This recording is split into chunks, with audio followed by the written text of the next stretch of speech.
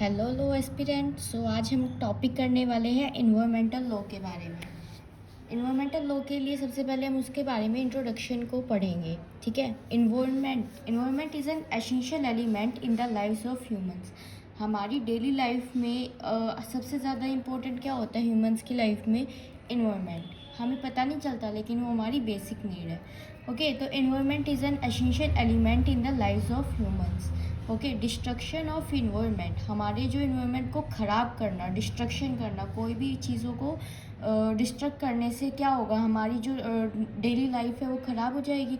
तो वैसे ही अगर इन्वायरमेंट के अंदर आप कोई छेड़खानी करोगे तो हमारी जो नॉर्मल डेली लाइफ है उसके अंदर क्या होगा, इफ़ेक्ट पड़ेगा।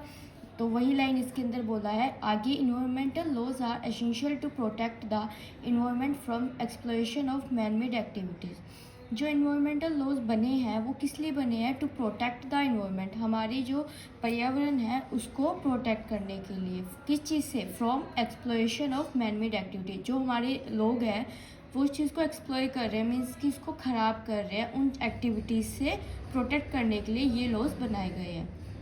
It ensures and provides guidelines to the people on conducting activities that might harm the environment. इसमें कुछ गाइडलाइंस प्रोवाइड की गई है लोगों को, उनकी एक्टिविटीज़ क्या है, किसके प्रति, इन्वायरमेंट के प्रति क्या एक्टिविटीज़ है और क्या नहीं है, कि उन्हें हमें हार्म नहीं करना। आगे पढ़ते हैं। The laws are amended according to the problems faced by the country.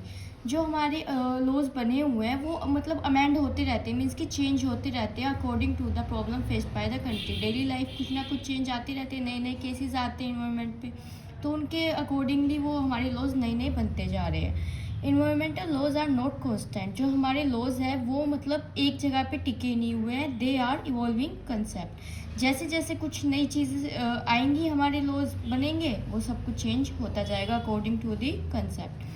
The legislation and judiciary has contributed and shown great concern regarding environmental laws by passing important legislation and landmark judgments respectively.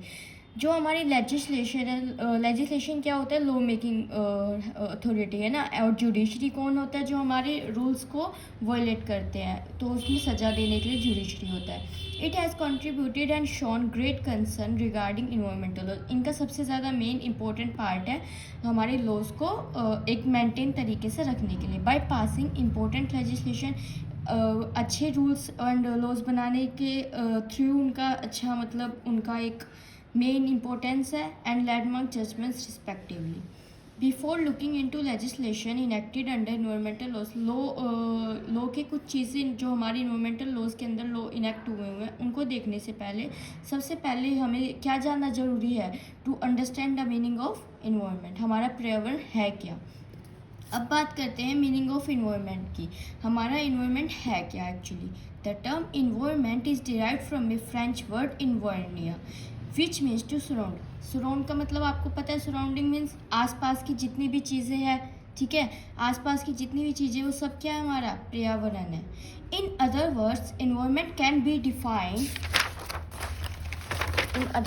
environment can be defined as the sum total of all living and non-living things and their effects that influence human life।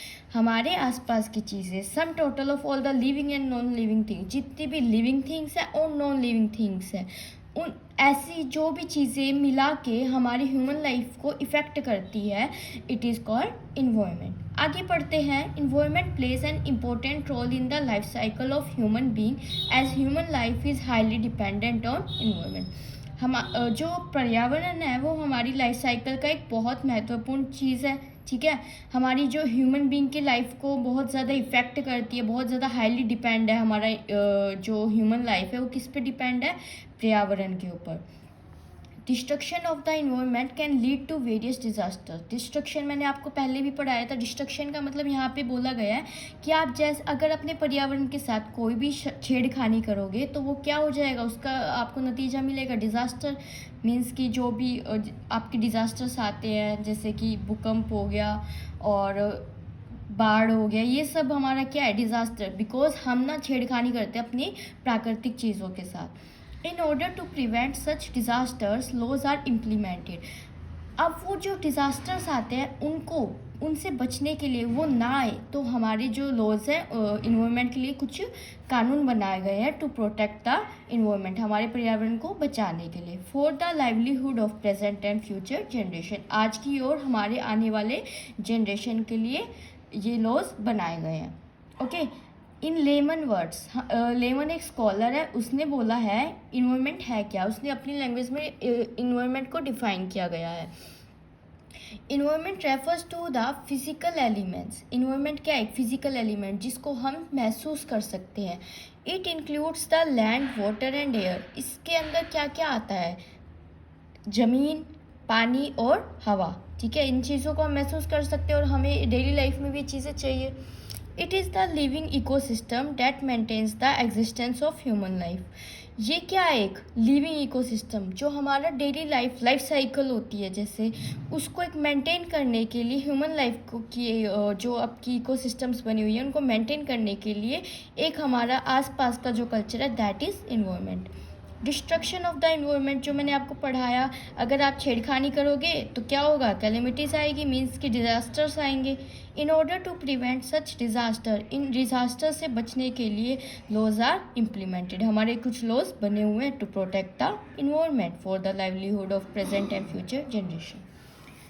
आगे पढ़ते हैं environment protection act. Environment protection act 1986 जो ये act बना हुआ है, इसके अंदर इन्वायरमेंट को कैसे डिफाइन किया गया है, it is define in section 2A। किस में डिफाइन किया गया है, section 2A। It states that environment include water, air and land. इन पर्यावरण के अंदर क्या क्या आता है, पानी, हवा, धरती and the inter relationship which exist among and between water, air and land, जो जो आपके पानी, हवा और ज़मीन से जुड़ी हुई चीज़ें हैं एंड ह्यूमन बींग से जुड़ी हुई चीज़ें, वो सब इन्वायरमेंट के अंदर आती है। आगे पढ़ते हैं environment issues faced in India. हमारा जो इन्वायरमेंट है वो क्या क्या इश्यूज फेस कर चुका है, ठीक है।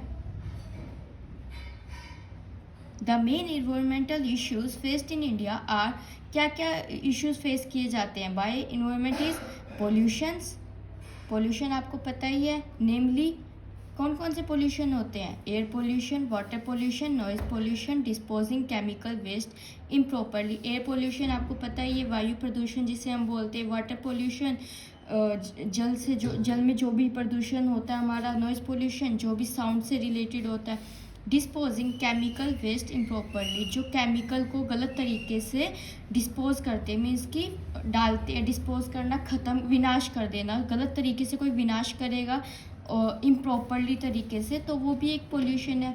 लीकेज ऑफ हार्मफुल गैस का लीकेज करना is also come in pollution. Are just few among the environmental problems, ये हमारी कुछ पर्यावरण की प्रॉब्लम्स है। पोल्यूशन का मतलब क्या है, अब ये जानते हैं हम लोग। Pollution refers to imbalance caused in the environment.